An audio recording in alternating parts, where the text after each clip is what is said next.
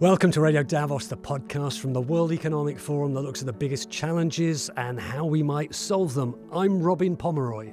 And I'm Olivia Seong, Senior China Editor and Senior Correspondent with CNA. We are based out of Singapore, an Asian news network, but with a global footprint with correspondents in major cities all around Asia and in key Western ones as well. I'm really hoping to tell stories to help our audience understand Asia. Great. It's wonderful to be co-hosting this conversation with you, Olivia. Before we get to that, we also want to mention that this is a special CNA correspondent podcast that we are doing together with you, Robin, here at the World Economic Forum in Dalian. And yes, we should introduce our guests. Please do. We have with us Professor Yuen Yuen Ang, who is the Alfred Chandler Chair Professor of Political Economy at Johns Hopkins University. She's also the author of several books, How China Escaped the Poverty Trap, named one of the best books of 2017 by Foreign Affairs, and China's Gilded Age. Welcome to this special episode. Thank you very much for having me. It's a real pleasure to be here with you and with Robin and Olivia. We're recording this at the World Economic Forum's annual meeting of the new champions, sometimes called the Summer Davos in Dalian, China. And you just came straight here from a session where you were speaking, and we'd like to cover some of those issues you were talking about there. I was researching some of the things you've said in the past, and you've adopted this word. We used to talk about the polycrisis, and if you're able to remind us what that was, but you've said you've kind of evolved that into the polytunity.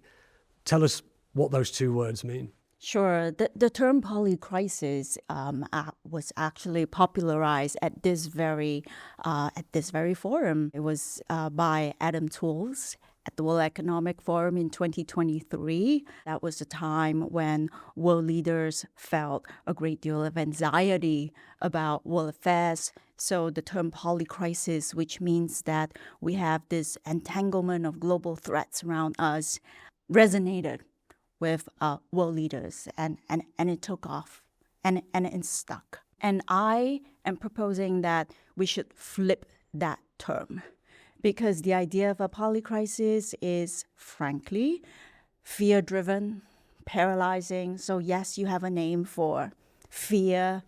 That's a good start, but you need to go beyond that. But more importantly, the idea of a polytunity comes from a certain realism. And maybe because I'm a Singaporean, Singaporeans are sort of proud to be realist and practical.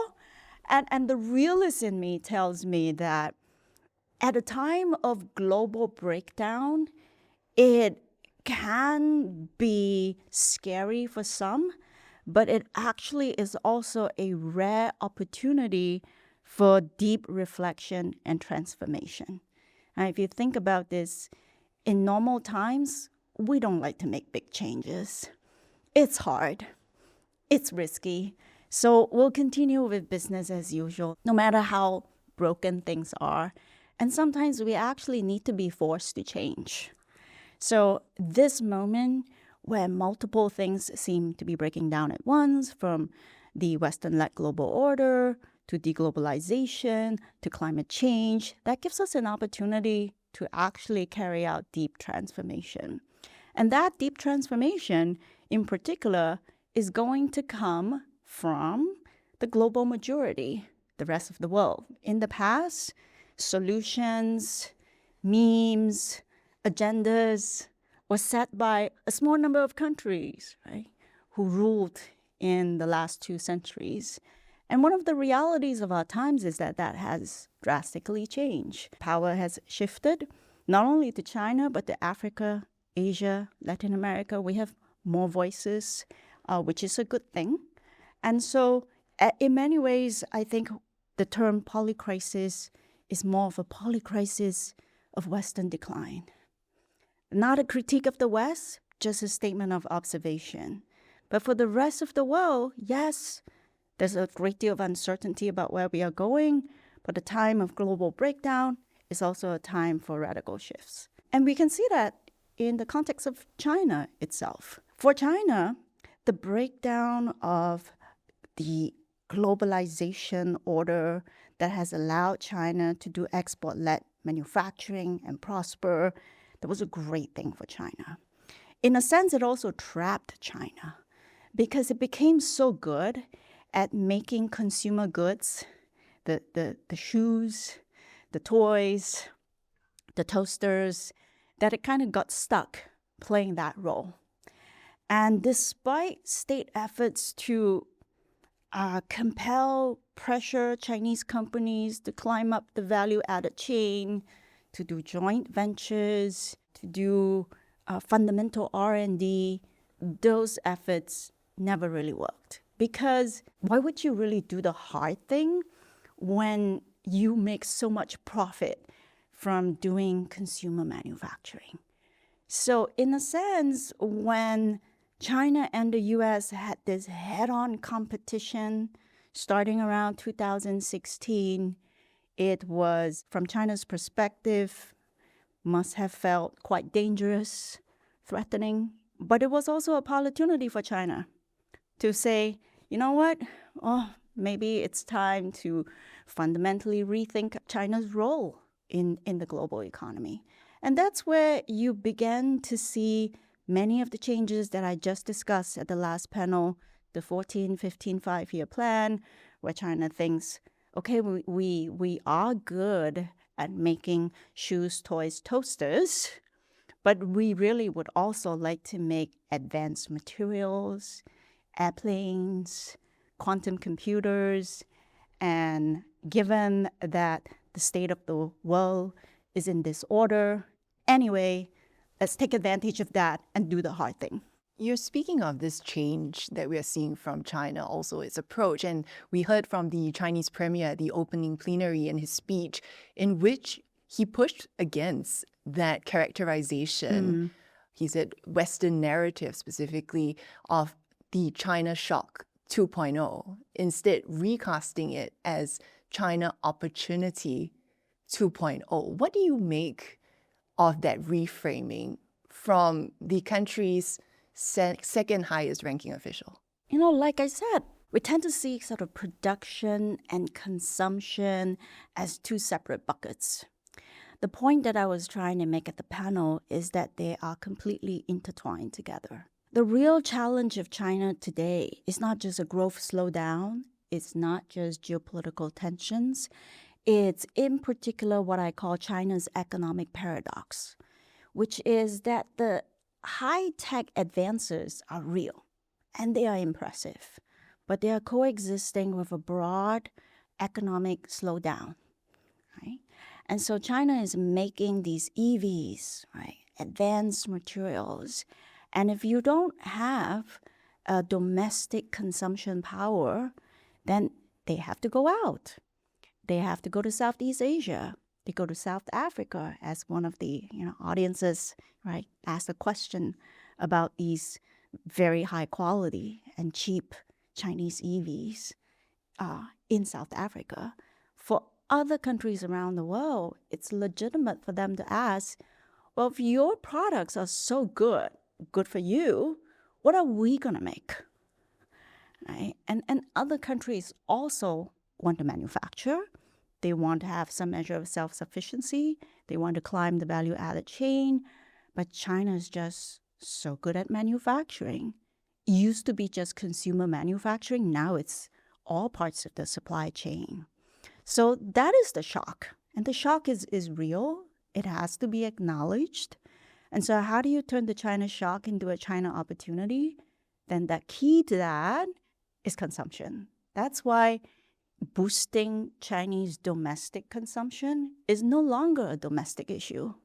It actually is an international issue, because without Chinese domestic consumption, then all of the things being made in China just has to go out to the rest of the world. And for us, we'll buy, on the one hand, I love to buy high quality, affordable Chinese products. But on the other hand, from the perspective of each nation's interests, what are we going to make? Could I just pick up on that? Because you mentioned that there is a real need to boost domestic consumption. But the statistic we saw last month was that retail sales fell by 0.6%, and that was for the first time in more than 3 years. That being an indicator of consumption. But at the same time, we also saw the CCTV report saying that the Chinese 8 central government departments are talking about accelerating the development of AI plus consumption. Is that going to work? Because the numbers don't seem to paint a picture of the current measures actually working. Yeah. One of the panelists, Minister Guo, he made a point in Chinese that why is it really difficult for the Chinese central government to boost consumption? Because consumption is slow. It's not something like I press a button, I introduce a new policy, and then boom, you see results 3 months later. With investments, the government can say, I'm going to pump X, gazillion billions, and then you see an effect in GDP, in the economy. With consumption, it's really hard. It's almost like dealing with AI. You thought you put in all the right inputs. Why am I not getting the right outputs? So he made that point. So why has consumption been persistently weak in China? Because of the fundamentals. China is rapidly trying to pull off this structural transformation that I spoke about from the old growth model to the new growth model. The new growth model, impressive advances, AI, quantum, EVs, aeronautics, but these are not employment producing industries. If anything, in the short term, they might even cut employment. So when I go to one of these impressive automated factories in China, I'm like, wow, this is so sleek. There is nobody in this factory. They're all robots. So where are the jobs? And in China, you have hundreds of millions of people who need jobs. Not to mention, every year, China keeps crunching out more college graduates who need good jobs. So the fundamental issue with consumption is that you have a weak old growth model that is no longer producing these jobs for a large number of people, whereas the new growth model is impressive, but it's not mass employment producing. That's the fundamental issue. That's the problem. What's the solution? The solution will not be a quick fix. The Chinese government has tried some quick fixes. So periodically, they would have these programs to, if you switch to an EV, you have a grant, right? So that's a temporary boost, but it doesn't fundamentally fix the consumption problem because the fundamental fix of consumption is employment. Right? I have a good job, I feel safe in my job, I feel confident, I spend. So I think one of the key solutions is that too much emphasis is being placed on the cutting edge technologies right now. Right? They are impressive, they're marketable, right? And too little emphasis is being placed on everything else. The traditional industries, even things like e-commerce, which is more applicational innovation, but not cutting-edge innovation.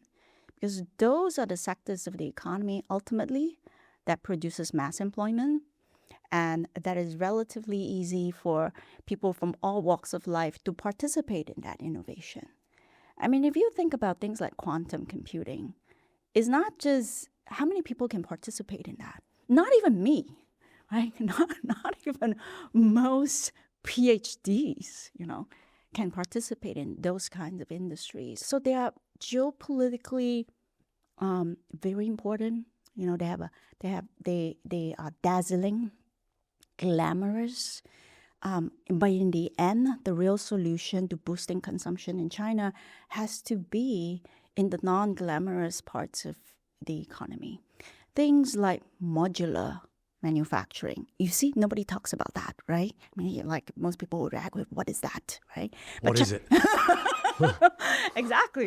What is modular manufacturing? Yeah, China is very good at modular manufacturing, which means that in the past, manufacturing had to be done on a gigantic scale. You have MNCs, they build gigantic factories, and you produce one thing, in millions of parts. Now, because China has such a comprehensive supply chain and it's so nimble, an entrepreneur from any part of the world, Switzerland, Singapore, can go to Shenzhen and say, I want to prototype a new product, and can I make a small batch of it? And in China, you can do that. It's relatively fast, it's cheap, and it allows a lot of people to participate in that manufacturing activity.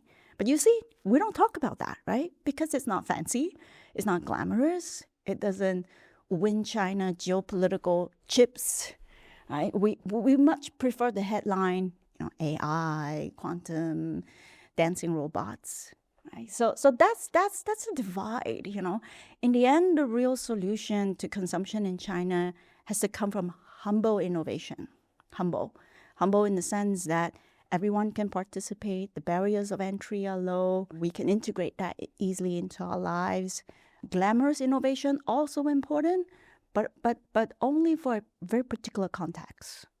I wonder if that's the case in the West as well, though. Everyone's very excited. Not really? Because I agree. No, I agree. Do agree, right? It is. There's so much money being poured into AI without potentially knowing exactly what the applications for some of these things are. Yeah. Maybe governments and companies are neglecting some of the more humble areas of the economy. I cannot agree more. Coming from Washington, D.C., a lot of people talk about the K-shaped economy in the U.S., K in the sense that it's increasingly divided. The rich are richer, and the poor are feeling more desperate with inflation, employment pressures, and so on.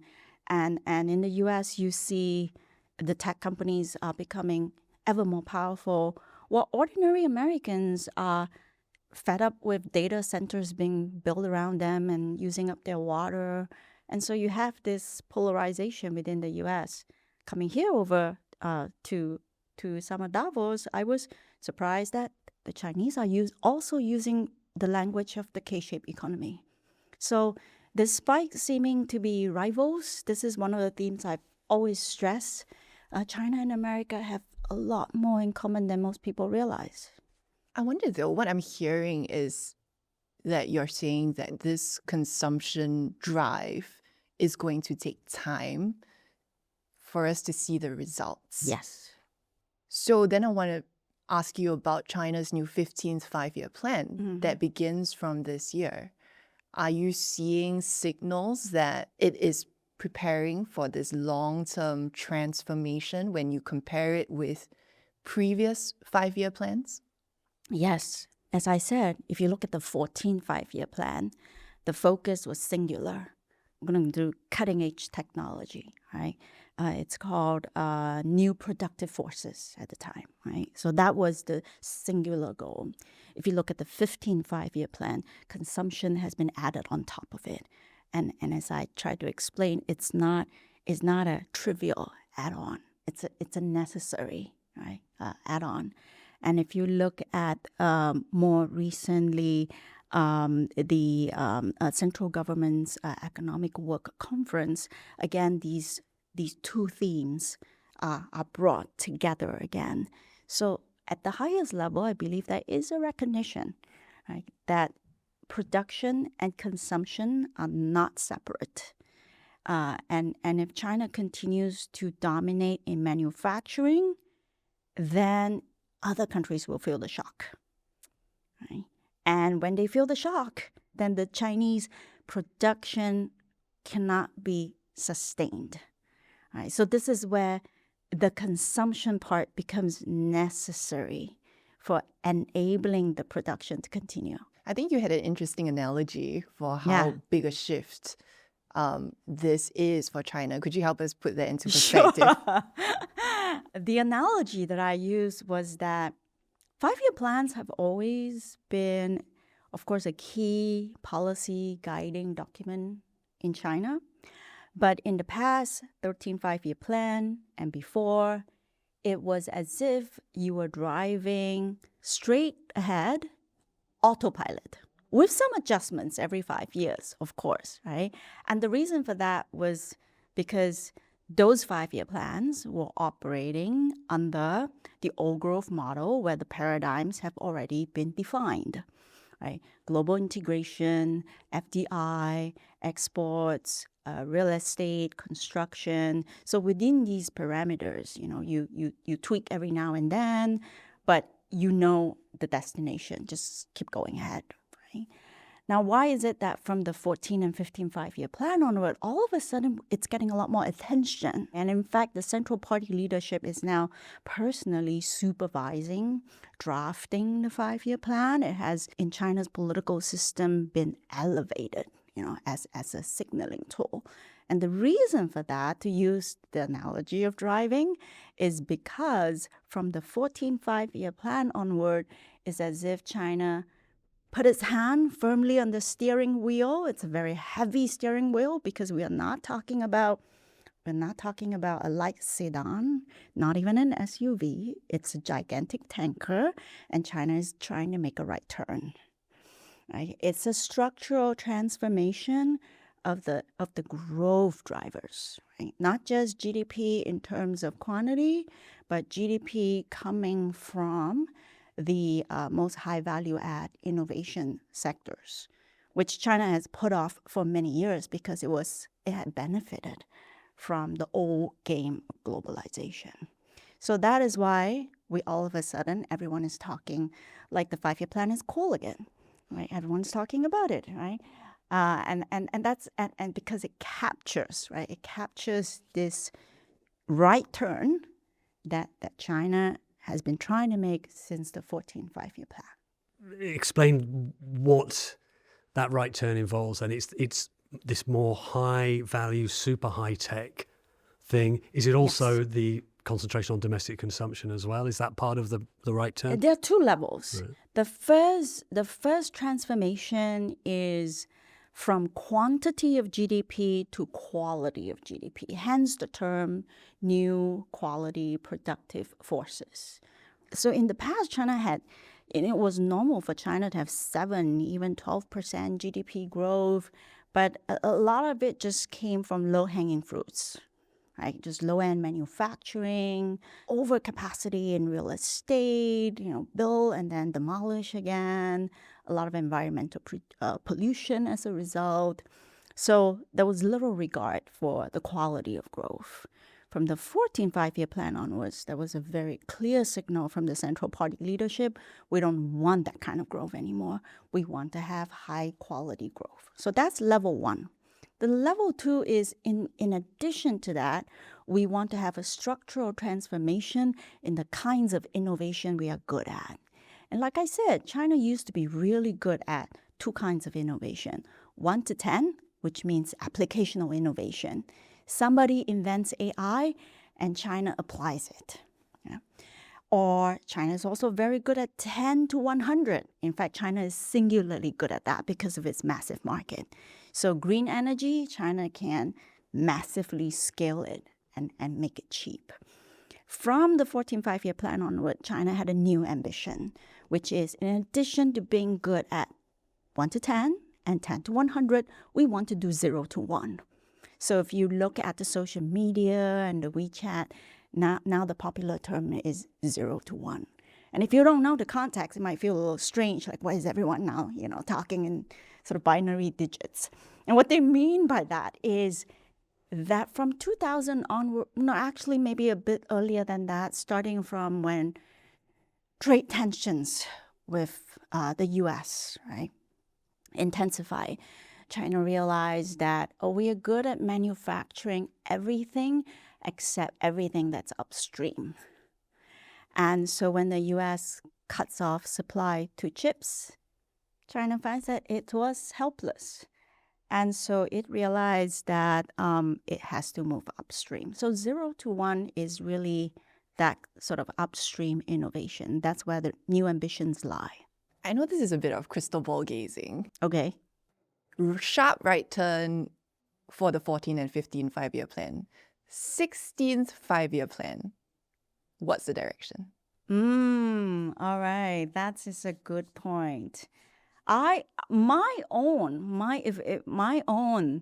I hate to say it, recommendation because it feels like so arrogant. But the point I was trying to make is that you can only solve the consumption problem by making sure that you are doing all kinds of innovation and not just pouring every cent you have into 0 to 1 innovation, because that doesn't produce jobs. Yeah.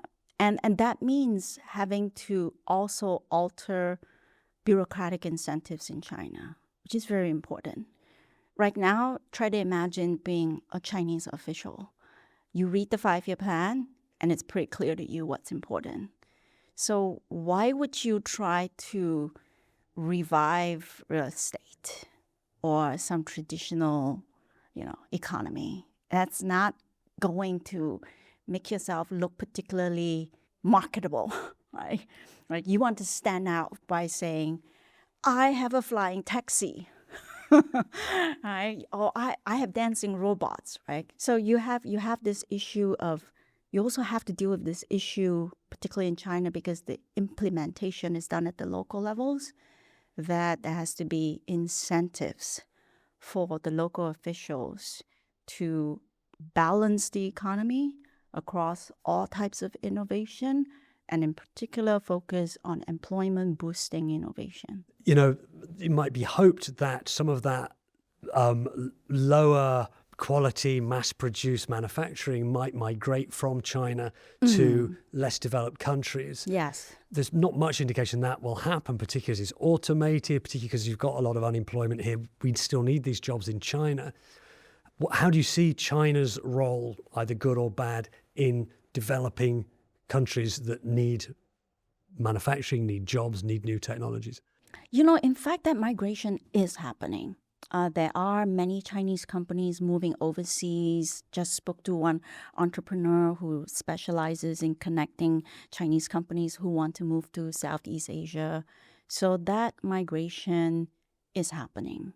It's also an essential part of diversification and risk management for Chinese companies. But for countries in Southeast Asia, perhaps certain countries might be content taking over the low-end consumer manufacturing, but you have countries like Malaysia has aspirations in doing some semiconductor manufacturing, right?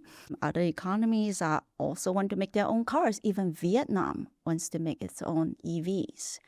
And so the question for them is the one being asked by the audience from South Africa in the previous session. He's like, with all of these high quality, affordable Chinese cars, why and or how can our country make our own cars or other high-value, desirable products? Is there an answer to that? Maybe it's the joint ventures or Chinese investment in those places? I think that the ideal answer would be that Chinese consumers also buy from them. Right. Robin, Right. I Give and take. also can't let Professor Ang go, given her unique position researching China, but being based in the U.S. China-U.S. relations always comes up, the two superpower rivalry, but somewhat the relationship has stabilized following President Trump's visit to Beijing, and we're expecting more meetings in the year ahead. Yeah. How do you expect that to play out in relation to China's trajectory, its 15th five-year plan? How much of that relationship is weighing on how China is navigating its next chapter? It's a very encouraging sign. I think the last visit that at least the relationship feels much more amiable. But the competition will go on and on, right? Everyone knows that. I think the difference, if we compare it, I think the trap that often happens, particularly in Washington, D.C., is the Cold War mindset. And as my colleagues, as my American colleagues often remind me, the people making decisions in America today, they lived through the Cold War. So that's the mindset that that they're familiar with, right? So they think in terms of zero-sum competition. They also have this expectation that, like in the Cold War, the end game is that one side will fall. And then you have complete victory, you have a big party, and then yay, right? It's like a sports competition.